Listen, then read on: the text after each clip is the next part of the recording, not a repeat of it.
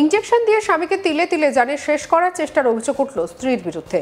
যদিও সংশ্লিষ্ট ওয়ার্ডের কাউন্সিলর এবং স্থানীয় বাসিন্দাদের চেষ্টায় সেই ষড়যন্ত্র বানচাল হয়ে যায় বলে জানা গিয়েছে। চাঞ্চল্যকর ঘটনাটি ঘটেছে নৈহাটির ৯ নম্বর ওয়ার্ডের রাজবন্দিকর এলাকায়।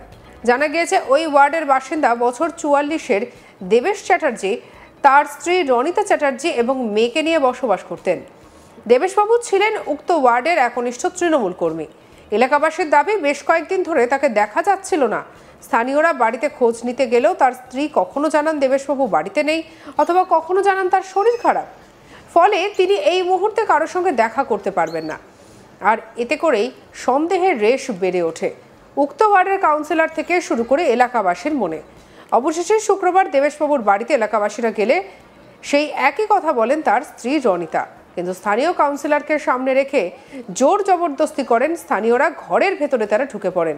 হঠাৎ করে দেবেশবাবুর শরীরে একটি বড় পুড়ে যাওয়া অংশ তারা দেখতে পান। বিষয়টি জানতে চাইলে দেবেশ বলেন, একদিন আগেই তার অজান্তে তার স্ত্রী একটি ইনজেকশন দেন তার পেটের মধ্যে, আর তারপর থেকেই তার এই অবস্থা। শুধু তাই নয়, দেবেশবাবুর অভিযোগ, দীর্ঘদিন ধরে ঘুমের ওষুধ এবং অন্যান্য ধরনের ওষুধ খাবারের সঙ্গে তাকে খাইয়ে দিয়ে জানে শেষ করার চেষ্টা করছে রনিতা।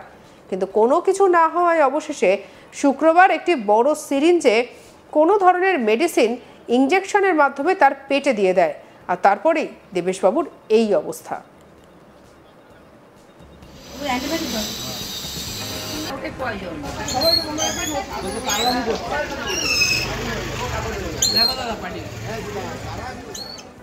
কি বলছেন অভিযোগকারী দেবেশ চ্যাটার্জি, শুনবো। ডাক্তার দেখাচ্ছিলাম, সুস্থ হয়ে যাচ্ছে, আবার দেখি অসুস্থ হয়ে যাচ্ছে। তাই এবার খাবারের সাথে আমার বউ এরকম যে কিছু মিশিয়ে খাওয়াচ্ছে, সেটা আমি তো বুঝতে পারছি না। বাড়ির বউ যে এরকম দেয় খেতে, খাচ্ছি, কাজে চলে যাচ্ছি, আবার দুদিন থাকার হবে, আবার দেখছি কিরকম নেতিয়ে যাচ্ছে। এবার টেস্ট করাচ্ছি, সব টেস্টও রিপোর্টও ভালো।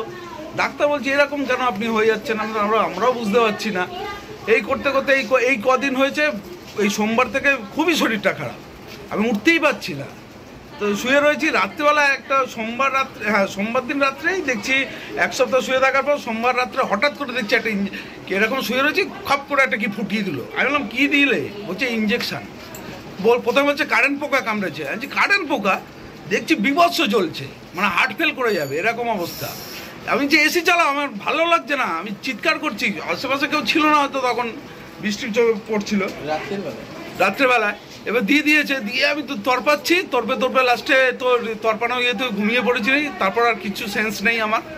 তারপরের দিন থেকে দুদিন ধরে শুয়ে রয়েছি। পাড়ার লোকজন আমাকে কেউ দেখতে পাচ্ছে না, তারাও খোঁজ করছে।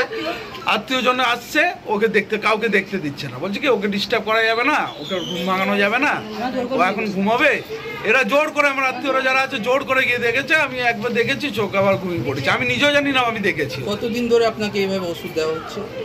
এটা দীর্ঘদিন ধরে চলছে। আমি এখন এফেক্টটা বুঝতে পারছি যে এটা আমার বউয়ের কাজ সাজে। এটা যে চালাচ্ছে, আমাকে আস্তে আস্তে নিস্তেজ করে দিচ্ছে। আর সারা পাড়া, মানে পুরো পাড়ায় টাকা চেয়ে বেড়াচ্ছে। দুনিয়া টাকা, কারোর থেকে সোনা নিচ্ছে, কারোর থেকে টাকা নিচ্ছে। কি র্যাকেটের সাথেও যুক্ত আছে আমি তার মিনিমাম জানি না, মিনিমাম বলতেও পারছি না। এবং আমার বাড়ির উল্টো দিকে আমাকে যেদিন ইঞ্জেকশনটা দেয়, কারণের জন্য আপনাকে এত ইঞ্জেকশন বা ট্যাবলেট কিসের জন্য দেওয়া হচ্ছে? একমাত্র ওই বলতে পারবে। আমার সংসারে একটা মিনিমাম খরচাও করে না, সমস্ত কিছু আমি চালাই। আমার ট্রিটমেন্ট, ওর ট্রিটমেন্ট, আমার খাওয়া দাওয়া, মেয়ের পড়াশোনা, আমার মেয়ে ক্লাস 10-এ পড়ে, সব কিছু আমি চালাচ্ছি। এবার ইভেন কি পরশু দিন যদি ও ইঞ্জেকশনটা দেয়, ওর একটা বড় কিছু একটা প্ল্যানিং ছিল। ও আমার বাড়ির ঠিক উল্টো দিকে দুটো সিসি ক্যামেরা আছে, একটা বাড়ি আছে, ওই সিসি ক্যামেরাটা দুটো ভেঙে দিয়েছে রাত্রির 1টার সময়। ফুটেজও আছে, তার ভিডিও ফুটেজও আছে। আপনার ওয়াইফ কি করে? আমার ওয়াইফ কিছু করে না, হাউস ওয়াইফ। কি ও লোনের একটা কি করে কোন জায়গায়, আমি একবার গিয়েছিলাম বাগুইয়াটিতে অফিসে, জানি না যে ওইখানে কাজ করতে গেলে এরকম লোকের থেকে টাকা চেতে হয় কিনা বা সোনা চেতে হয় কিনা, তাও জানি না, মানুষ সেটাও জানি না। এইসব করে বেড়াচ্ছে আমার বিভিন্ন জায়গা থেকে। আমার কাজের সোর্সে ওখান থেকে 70,000 টাকা নিয়ে নিয়েছে একজনের থেকে। আরও জায়গা থেকে এর নাম করে ওর নাম করে টাকা নিয়েছে। তারপরে পাড়ার লোকের থেকে টাকা নিয়েছে 2,000, 10,000, 5,000। এখনই দাও না, এরম ভাবে চাইছে। পাড়ার লোকেরকে বলছে যে এক্ষুনি গয়না দাও, নয় টাকা দাও, নয় গয়না দাও, নাহলে আমি এক্ষুনি কিন্তু ডাক্তার ছাড়াই বিনা প্রেসক্রিপশনে কে দিচ্ছেন এই জাতীয় ওষুধ নিশ্চয়ই আছে কেউ না কেউ, তার সেটাই হচ্ছে মদতদাতা। এমনটাই দাবি প্রতিবেশীদের। আর সেই প্রমাণ লোপাটের জন্য পাশের বাড়ির একটি সিসিটিভি ক্যামেরা রাতের অন্ধকারে তাদের পাঁচিলে উঠে ভেঙে ফেলেন রনিতা। কিন্তু তার এই কর্মকাণ্ডতে স্পষ্টভাবে উঠে এসেছে অন্যদিকে লাগানো আরেকটি ক্যামেরায় ধরা পড়েছে গোটা ঘটনাটি। বর্তমানে দেবেশবাবু হাসপাতালে চিকিৎসাধীন এবং তাকে নিয়ে যথেষ্ট চিন্তিত পাড়া প্রতিবেশী থেকে শুরু করে উক্ত ওয়ার্ডের কাউন্সিলর। কি বলছেন কাউন্সিলর, শুনবো। যখনই কেউ তাকে ফোন করছে, হয় বউ রিসিভ করছে, নয় ফোন বন্ধ আসছে। আর যখন তার বন্ধুরা জিজ্ঞেস করতে আছে, বলছে সে ঘুমিয়ে আছে। এরকমভাবে আমরা তখন স্টেপ নিই যে আশেপাশে সবাইকে জানাই এবং বাড়ির সামনাসামনি একটা সিসিটিভি রয়েছে বাড়িতে, তাদেরকেও জানাই, অ্যাক্টিভ হতে বলি যে আপনাদের সিসিটিভিটা দেখুন। এটা আমরা সন্ধ্যেবেলায় করলাম। সন্ধ্যেবেলায় আমরা যেই স্টেপটা নিলাম, সাথে সাথে দেখা যায় সেদিনকে রাত্রে 1:05-এর সময় সেই সিসিটিভিটা ওই বউটায় উঠে ভাঙচুরের চেষ্টা করে। তখনই কেউ তাকে ফোন করছে, হয় বউ রিসিভ করছে, নয় ফোন বন্ধ আসছে। আর যখন তার বন্ধুরা জিজ্ঞেস করতে আছে, বলছে সে ঘুমিয়ে আছে। অন্যদিকে প্রতিবেশীরা কি বলছেন, শুনবো। ধরে বাড়ি থেকে বেরোচ্ছে না, ওর বন্ধু বান্ধব আমাদের খবর দিয়েছে যে টিঙ্কু 2 দিন ধরে বেরোচ্ছে না, তোমরা একটু খোঁজ নাও। আমরা রাত্রি 11:30টার সময় ওর বাড়িতে গিয়েছি, আমাদের ঢুকতে দিচ্ছে না, আমরা দরজা ঠেলে ঢুকে গেছি ঘরের মধ্যে। তখন ও অচৈতন্য, ও পুরো অচৈতন্য অবস্থায় রয়েছে। তখন আমরা বলছি টিঙ্কু তোমার কি হয়েছে? ও আমাদের একবার দেখে ও শুয়ে পড়লো। আমাদের বলছে তোমরা দেখো না, ও ঘুমোক, ওকে ডাক্তার বলেছে ঘুমোতে, ঘুমোক, রেস্ট নিক। তারপর ওয়ার্ডের ছেলেরা এসে বললো টিঙ্কু তাকে দেখা যাচ্ছে না 3-4 দিন ধরে। তা আমি বললাম কী হয়েছে? বলছে অসুস্থ হয়ে রয়েছে, নাকি ঘুমিয়ে থাকছে, সারাদিন ঘুমিয়ে থাকছে। তা আমরা বললাম ঘুমিয়ে থাকছে মানে, তখন আমরা লোকজন পাঠালাম, বলছে কাউকে ঢুকতে দিচ্ছে না। তখন ওর যে এখানে নিয়ারেস্ট রিলেটিভ যারা আছে তাদেরকে আমি পাঠালাম, দেখি ঢুকতে দিচ্ছে না। ওরা ঠেলে ঠুলে ঢুকে দেখছে বেহুশ হয়ে রয়েছে। এরপরে আমরা শুনি বিভিন্ন জায়গা থেকে ঘুমের ওষুধ নিয়ে এসে ওকে খাওয়াচ্ছে এবং লাস্টে দেখা গেছে যে ওর পেটে এমন একটা ইঞ্জেকশন দিয়েছে, সেটা উনি স্বীকার করেছেন যে আমি ইঞ্জেকশনটা দিয়ে খুব।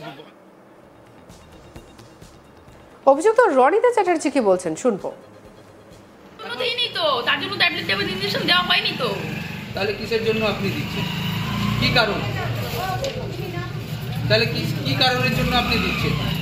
ওনাকে ইঞ্জেকশনটা দেওয়া হয়েছে লাস্টে, দোকানে বলে দাও করা হয়েছে। আপনি ইঞ্জেকশনটা দিচ্ছেন তো ওনাকে? দিচ্ছি না, একটাই দেওয়া হয়েছে। কেন দিয়েছেন আপনি? ওই যে সেদিনকে সমস্যাটা খুব বাড়াবাড়ি হচ্ছিল, হাসপাতালে নিতে পারিনি, তাও আগে ওষুধ দেওয়া হয়েছে। আপনি ডাক্তারের সাথে কনসাল্ট করেছেন যে ওনাকে ওই ইঞ্জেকশনটা না, লাগবে? ডাক্তারের সাথে কনসাল্ট করিনি, কিন্তু দোকানের লোকের সাথে কথা বলেছি। তাহলে ডাক্তারের সাথে কনসাল্ট না করে আপনি কিভাবে ইঞ্জেকশন দিতে পারেন?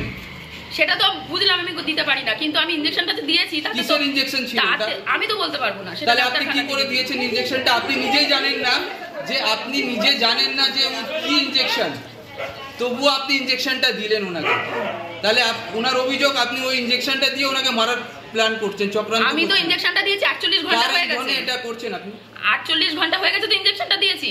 আমি যদি মারার জন্য করতাম, ও এখনো সুস্থ থাকতো। তাহলে আপনি তো নিজেই স্বীকার করছেন আপনি জানেন না যে কিসের ইঞ্জেকশন। না, তাহলে উনি কি এখনো সুস্থ থাকতো 48 ঘন্টা যদি মারার ইঞ্জেকশন হতো?